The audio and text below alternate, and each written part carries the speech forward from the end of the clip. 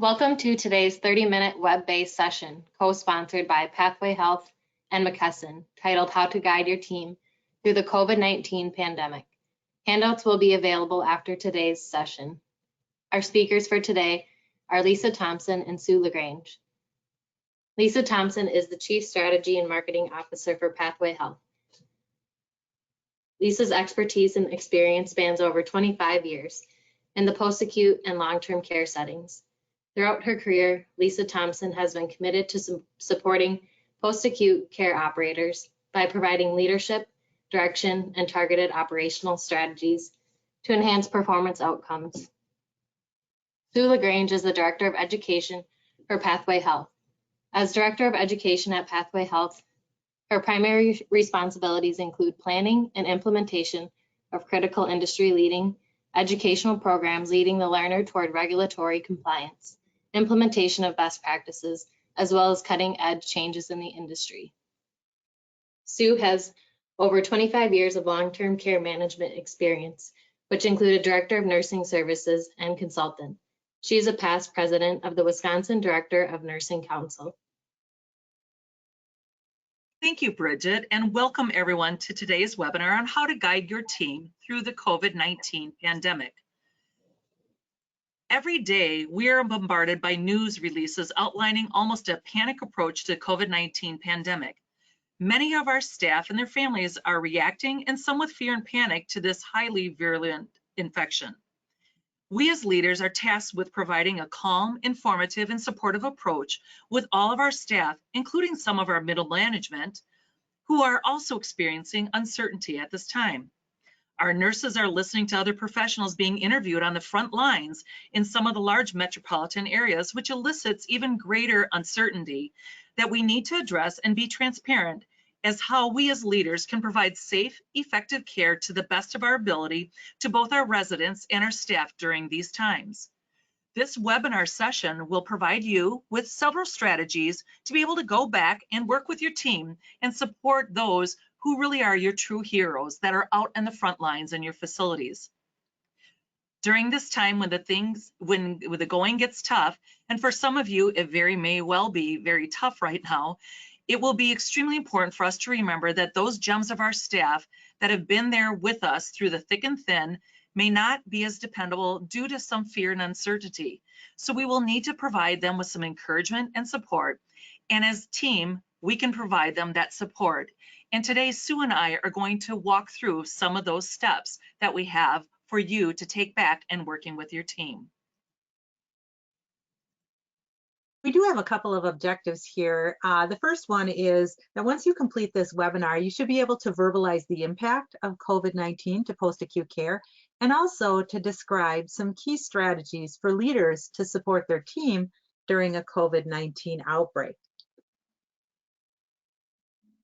Every day we hear more and more post-acute care facilities, whether they are nursing homes or assisted living, that have identified COVID-19 in their resident population and staff. This is especially devastating for our vulnerable population, where outcomes we know are not very favorable. We have mentioned in previous webinars, and it warrants to mention once again, the importance of identifying the most recent and relevant sources for information to be able to assist you and your team to continually be able to update and provide the best possible care, communication, as well as systems to manage during the COVID-19 pandemic. Not all media articles provide factual, legitimate information. Therefore, the CDC, CMS, World Health Organization, your state Department of Health, as well as your associations, your provider associations, and vendors will be able to provide you with information, expected guidance to be able to lead your team through this COVID-19 pandemic. It is also important to note that guidance changes very frequently, and just in the past few months, it's changed multiple times during this pandemic that we've encountered. Therefore, being able to identify authority of an individual, typically the infection preventionist that's in charge, will be the person that you may want to identify to check for updates on a daily basis. This way, your team will be able to update your systems, educate your staff with any new guidance for quality and for compliance. So let's start out by talking about the population of residents that we care for. We know these are the most vulnerable population when it comes to COVID-19 outcomes. Although this is a novel or new virus that has limited information that is available, the CDC, or Centers for Disease Control and Prevention, identifies people that are at a higher risk for that severe illness based upon current expertise and information. So if we look at the first one, age, people over 65 years of age, and as that age increases, the risk increases. Anyone over 65 that lives in a congregate living situation, such as a nursing home, assisted living. The CDC indicates 8 out of 10 deaths in the United States have been in adults 65 or older. And they also look at underlying medical conditions such as chronic lung disease, moderate to severe asthma, serious heart conditions, anyone who is immunocompromised. They look at obesity with a BMI of 40 or greater, and diabetes as well. And there are other ones such as chronic kidney disease for people that are undergoing dialysis, liver disease, and HIV as well.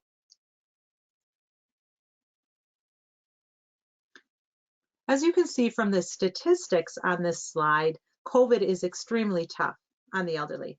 The estimated percent requiring hospitalization would include 31 to 70% of adults 85 years or older, and which really does account for many of the population we see in our facilities. 31 to 59% of adults 65 to 84 years old. Also, the estimated percent requiring admission to ICU would be 6 to 29% of adults 85 years or older, and 11 to 31% of adults 65 to 84 years of age. And then the estimated percent of people who have passed away would include 10 to 27% of adults 85 years of age or older, and 4 to 11% of adults 65 to 84 years of age. There are multiple states throughout the country that have been very transparent in publishing statistics of long-term care facilities when it comes to COVID-19 in their resident population as well as their staff. And as we look at that as leaders and looking at the process that we need to know and how to guide our teams through this COVID-19 pandemic, we realize that all of us know that there have been many changes, to the point that there's so many changes, some days it seems like we can't stay on top of it. And we know that some of those changes have really been coming not only from CDC and from our states, but have been really coming from the Centers for Medicare and Medicaid Services, CMS. And in the recent changes, there have been numerous changes that have happened that have been published for long-term care organizations or post-acute care organizations. So for example, on March 4th, CMS put out a memo on guidance for infection control and prevention of COVID-19 in nursing homes, which really outlines that facilities should monitor the CDC website for information and resources, and should be working with their local health departments if they have questions or suspect that a resident has COVID-19. And also in this memo, there was guidance for limiting the transmission of COVID-19. So it included the screening protocols that we're all engaging in putting in our organizations, limiting visitors, monitoring and restricting our staff with signs and symptoms of respiratory infection, and then also consider transferring residents, looking at COVID facilities versus non-COVID facilities, and when to accept an individual that was diagnosed or is recovering from COVID-19, and also the discussion as it relates to exits, limiting to one exit coming in and out of our organization, and then also communication strategies and signage. Then fast forward to March 13th, there was new revised guidance that came out that was further restricting visitation of visitors and non-essential healthcare personnel, except for the compassionate or end-of-life situations. It also, that the March 13th memorandum canceled communal dining and group activities, active screening for fevers and symptoms for all staff and residents, reminding our residents about social distancing and frequent hand hygiene, as well as then actively screening staff that work in more than one facility and restricting them appropriately to prevent the risk and spread of COVID-19. And in this memo, it also indicated that to check CDC as well as the reputable resources for critical updates, such as guidance for PPEs. So then move forward then to March 23rd, CMS put out another memorandum that was entitled Prioritization of Survey Activities. And that outlined that only complaint and facility reported incident surveys that were triaged at an IJ level would be occurring, and that there would be then, as we all know, the targeted infection control surveys, are also known as our COVID focus surveys, were going into effect and into place. And lastly, then the initial certification surveys would continue to be authorized within the current guidelines. And in this memo, there was an infection control checklist that should be completed and then shared when the surveyors come into your organization. And that again is that focused COVID-19 survey, that checklist. So that tool is attached to this memorandum and was discussed also in last week's co-sponsored webinar with McKesson. Fast forward then now to April 2nd. CMS put out the COVID-19 long-term care guidance, as you can see here on the screen. And this memo indicated that CMS and CDC are now recommending to follow immediate actions to keep patients or residents safe. That long-term care facilities should immediately ensure that they are complying with all CMS and CDC guidance related to infection control, as long-term care facilities are a critical part of the health system, and because the spread of COVID-19 and the severity of the illnesses, CMS urges state and local leaders to consider the needs of long-term care facilities with respect to supplies for PPE and COVID-19 testing. And then also in this memorandum, they talked about how long-term care facilities should immediately implement symptom screening for all.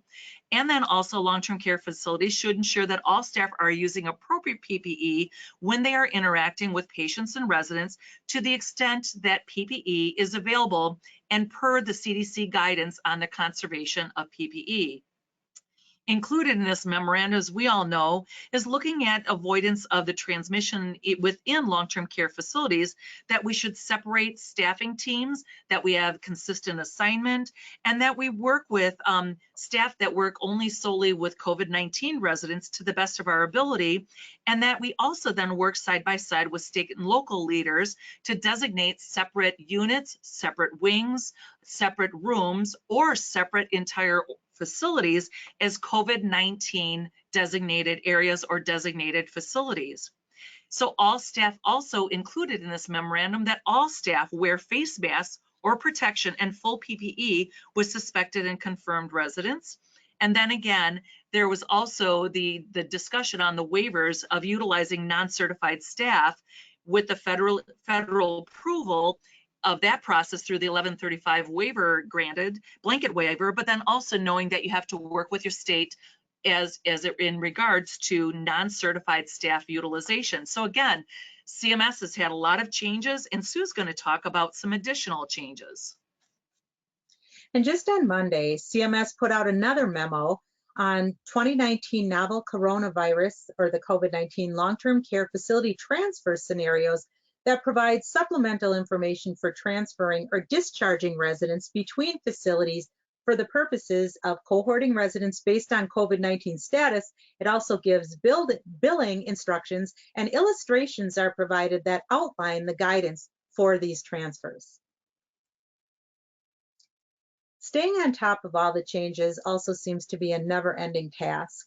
In addition to reviewing your provider association websites, which have wonderful resources, I want to show you a few sites that we recommend to add to your list to review daily for possible updates. This one is on the screen, is the CDC What's New site that outlines what is updated each day. So if you go to this website, and if you can't find it from the, when you're, because of the website being small on the screen, just go ahead and type in coronavirus CDC What's New, and it'll pull it right up for you. This is the CMS site, which provides a listing of guidance updates that are sent to healthcare providers. It is a great general site for review if you need to educate new staff, families. Many of these websites have multiple resources and handouts for you to use in providing education. And don't forget the CMS policy and memo site. This site outlines the new QSO memos that we talked about today that affect healthcare entities. This is A reminder that all CMS healthcare entities will receive updates on policies and procedure or policies and memo site.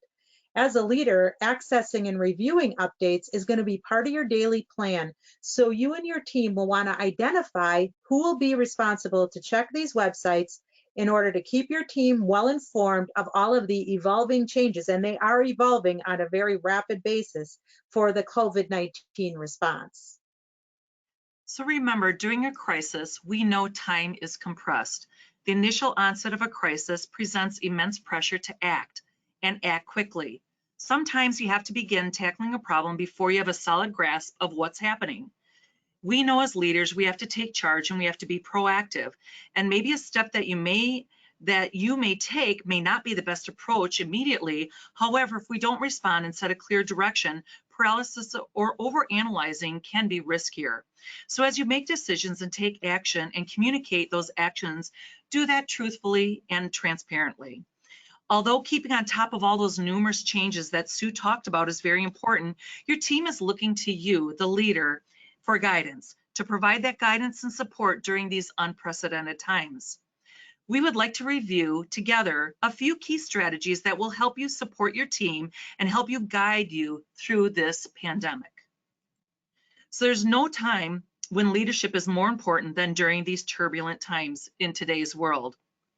It's important that leaders are present and that we are available and encourage our team members for their input, and that we provide opportunities to listen and to support our team. And during a crisis, leaders are often focused on the emotional turmoil of our direct reports and others within the organization, but it's also equally important for us as leaders to take care of ourselves. A crisis can exert a high impact on human needs, emotions, and behaviors. And we may not be conscious of all of this, but our behaviors as leaders send messages to others about our own underlying needs and emotions. So whatever leadership role you play in your organization, you need to be aware of your own turmoil and your emotions and the effect on our behavior and its influence of our leadership abilities. Because we know as leaders that the facility, they can't do it without you. First and foremost, no leader can lead when the leader is down, so you need to take care of yourself. You know, while it seems very basic and I'm sure you're sitting there saying, sure, Lisa, if I only had time to take care of myself, we get it and we understand. And it's hard to take care of ourselves in the midst of crisis and change. So I want to talk with you about a few steps for us as leaders to try to take care of us, and it doesn't take very long. First of all, take a few moments to gather your thoughts, a few moments of quiet, can-do time. It will do wonders for you. A walk outside, as we know, can also help us readjust our mind and readjust our focuses. Taking that 5-minute private break. Practice relaxation techniques. Some individuals like to do meditation and some deep breathing exercises. And also, don't neglect your spiritual exercises and activities as they fit into your own individual beliefs. Secondly, to hydrate and nourish yourself, and remember to drink water throughout the day, as well as eat as healthy as possible. Connect with your family or loved ones, and utilize the different platforms to stay connected. Oftentimes, as leaders, we are juggling multiple roles, including being a partner, a parent, or maybe a sole resource for another individual. Keeping in touch with our connections helps us refresh our mind in the midst of our crisis. And remember to face your emotions, because these are trying times, and many people are looking at us, whether we are at work or at home, for guidance. So recognizing and managing our emotions to the best that we can will help us identify the support that we need, and working together with our team members to face the daily challenges and to keep a healthy, positive attitude. And also think today. Take the crisis one day at a time, because it can be so overwhelming and overloading. And access your support network. That means call your peers, your colleagues, your partners, your vendor partners, and those relationships that you have out there in the world, as well as looking at that to have that opportunity to vent, gain insight, ask for assistance, and bounce ideas off of them. Because as leaders, we can't do this alone, and it takes our team utilizing our internal collective brain power as well as our external support network in order to be able to handle and guide through a crisis. Also, we look at what another technique is looking at supportive leadership. So not only taking care of yourself, but looking at how we can lead and be a supportive leadership. So daily leadership briefings on what is happening in the facility and the community and new requirements that impact day-to-day practice is key. Oftentimes we do these briefings with the management team. However, it's important to provide briefings with all staff related to these areas. Our staff want to know. They want to understand the who, the what, the where, the when, the how, and how it impacts the residents, how it impacts your facility, as well as how it impacts themselves. The best way to determine how to support your team during a pandemic is to ask. And I know this seems simple, but oftentimes when we're out there or we're connecting either via texts or emails, and being present is asking our team, because it keeps us up front with our team, and it also keeps a pulse on what's happening within your organization. And in times like these, we know supportive leadership requires us to look at the potential stressors that are impacting our staff and how we can collaborate and respond to those stressors, as well as the facility and as a leader. So examples of how our staff may experience stress during the COVID pandemic may include, first thing is maybe the physical strain of utilizing personal protective equipment, which leads to dehydration, heat, and exhaustion. Another thing, as we all know and are dealing with every day, is the lack of PPE and what they've been taught. Because we have nurses that have never experienced using PPE with contingency or crisis guidance. Therefore, we have been taught previously, and what we have been taught today are two different things. They worry about how they're going to be protected, and if we provide good instruction and monitoring of process surveillance, which includes monitoring good hand hygiene, proper application and removal of our PPE, providing staff with constant reminders to not touch their face and masks, as well as then constant and reinforcement of good hygiene is going to be essential. Another aspect of how staff might be experiencing stress is looking at the physical isolation, such as employees going home and isolating themselves from their loved ones as they have been exposed to COVID-19. Another stressor is the constant awareness and vigilance regarding infection control procedures and the changing guidances that are continuing to evolve. Another stressor could be the pressures regarding procedures that must be followed, knowing that even one break at a practice can possibly put them and their residents at risk. And that also leads to the risk of disease transmission. And then also a stressor is multiple medical and personal demands. So providing targeted education and training can provide a measure of stress reduction for our team members, as well as good communication. Providing that rapid training to support basic, critical knowledge base, and appropriate backup or access to your internal COVID experts. You will identify over time which employees may need a little bit more support than others, and it's well worth your time to meet with them more often, as we are so desperately needing all of our staff in our organizations. Take a look at what's being trained, how the training is occurring, and how your staff is responding. Engage staff at all levels to assist with innovative ways to train what is needed while not overloading the key staff, because we know we need to have a little fun with training during these challenging times, such as having games, prizes, and other things to keep our team and working together, and being able to have a little bit of humor in the midst of this crisis, recognizing their teams as well as they are the true heroes during this pandemic situation. Another key strategy is communication. As we know, it's the little things that matter, and it's caring to be a human being. Once essential information is gathered, it should be disseminated to the entire organization by every means possible. Transparency and communication is key. Information is the oil that greases an organization and it keeps it running smoothly.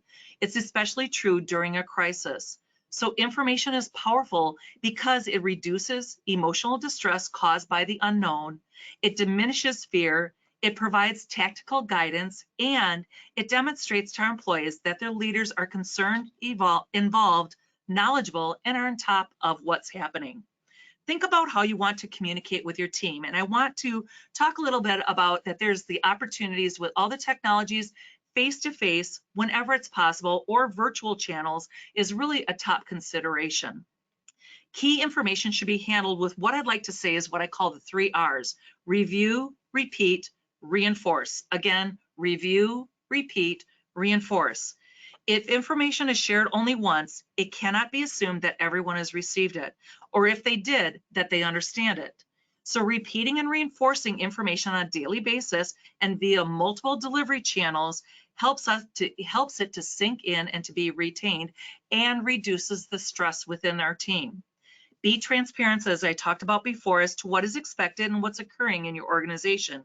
If your staff has to guess, it creates obstacles and opens up opportunities for our relationship as leaders to be strained. So such as CDC, such for example as the guidance for CDC on PPEs.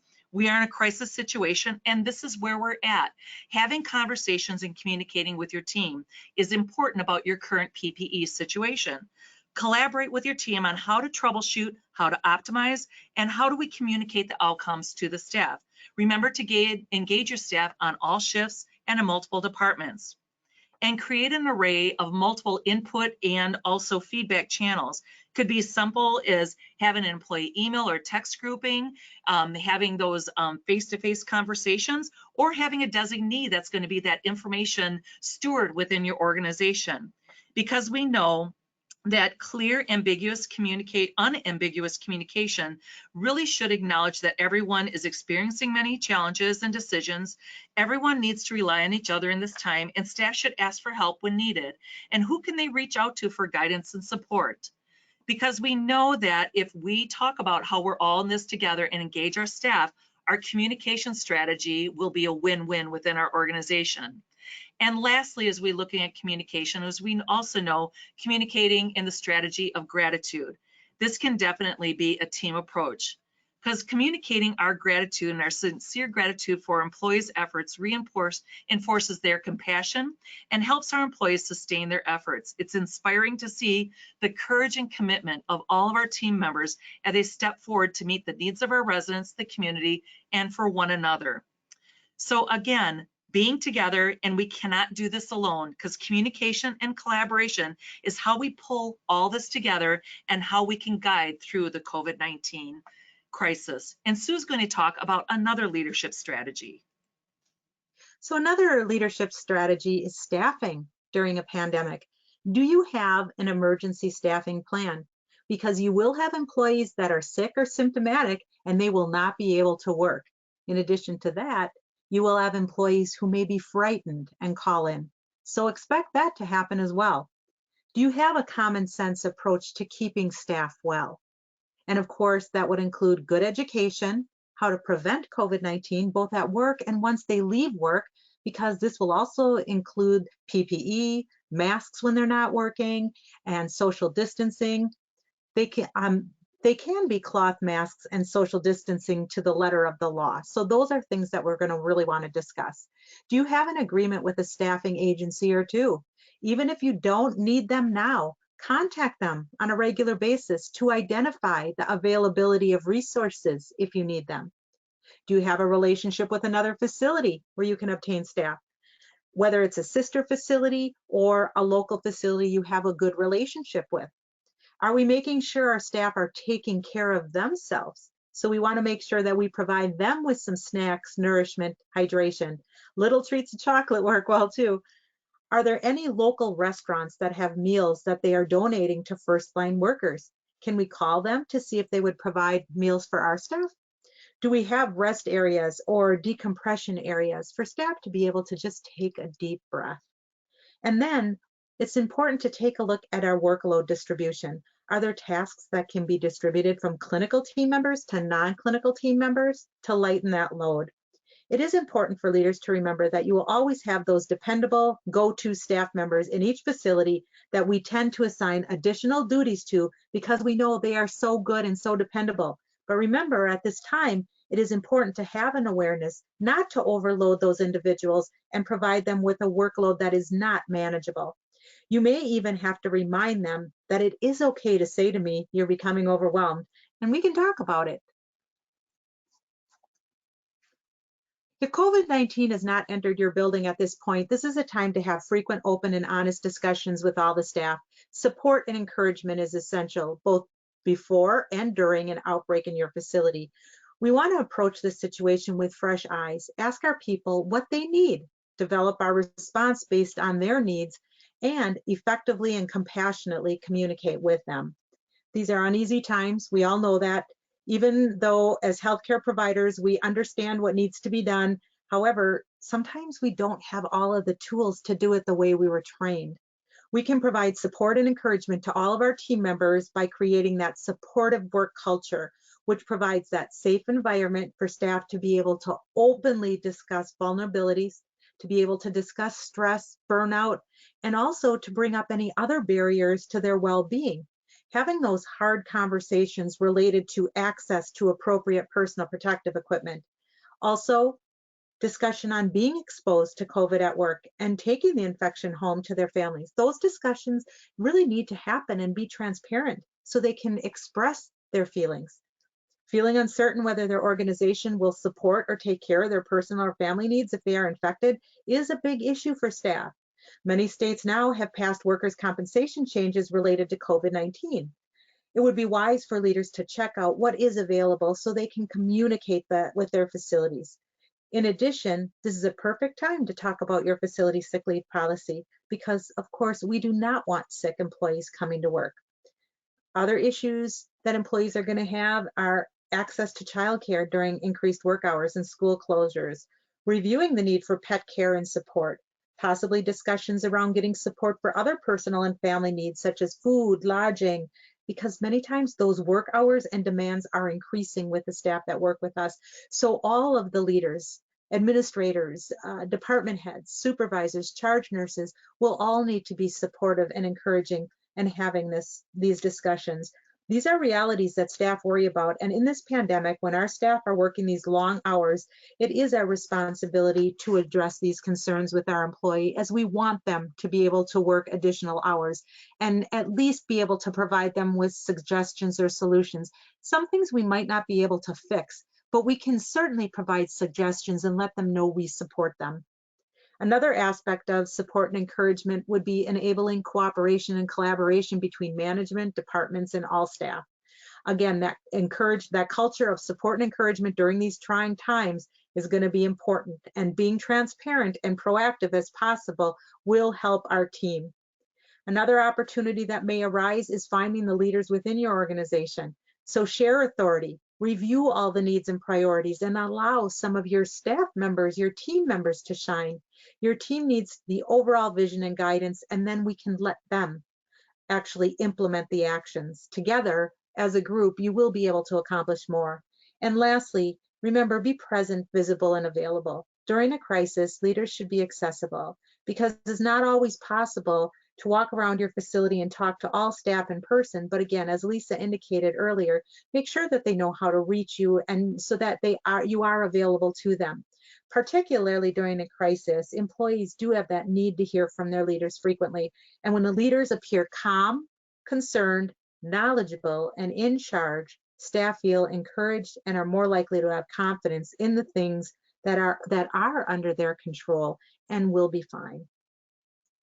So the tangible actions that we take in leading our team during these times requires us to be, as Sue said, visible and also to provide the support and encouragement, utilizing some of those techniques that we talked about today that will help us in guiding our team. So in summary, remember, take the crisis one day at a time. Think positive. A leader's attitude is contagious. Leaders, we're the dealers in hope. And even in extreme crisis, an upbeat can-do attitude can keep people going. Even though at times we feel like we can't do that, again, take care of yourself. Take those few moments breaks to retool and re-energize yourself. Utilize your peer network and your vendors to help you to re-engage yourself as you yourself are dealing with these trying times. Remember again to take that break. That 5 minutes can do wonders. Prioritize and focus. Keep your meetings brief that you're having with your team and be conscious of managing time for all. Concentrate on the greater vision. You have wonderful and a dynamic team that is doing their best in these trying times, and you have emerging leaders that are there to support you and help you. Let them take some of that burden off of your load and allow them that opportunity to shine with your vision and your guidance. And most importantly, Celebrate those successes, whether they're small, whether they're large. Celebrate those successes for yourself, with your peers, and especially with your team. Remember, keeping informed and accessing your resources in these challenging times is key for all of us. We encourage you to work with your partners and your vendor partners, such as McKesson, to access resources, education, and solutions to assist you and your team as you respond to this ever-evolving COVID-19 pandemic. Together, we can do this and continue to provide the great care and services to our residents that we serve every day. You are all the true heroes of healthcare. We want to thank you all for sharing a few moments of your busy day to learn a few leadership strategies that will help you in guiding your team through the COVID-19 pandemic. Again, we want to thank you. The handouts will be available to you to use with your team, and there will be additional guidance for you to help you during these trying times. Post-acute care is where it's at. Your dynamic leaders and your teams together, you can do anything. Thank you very much for spending your time with us today.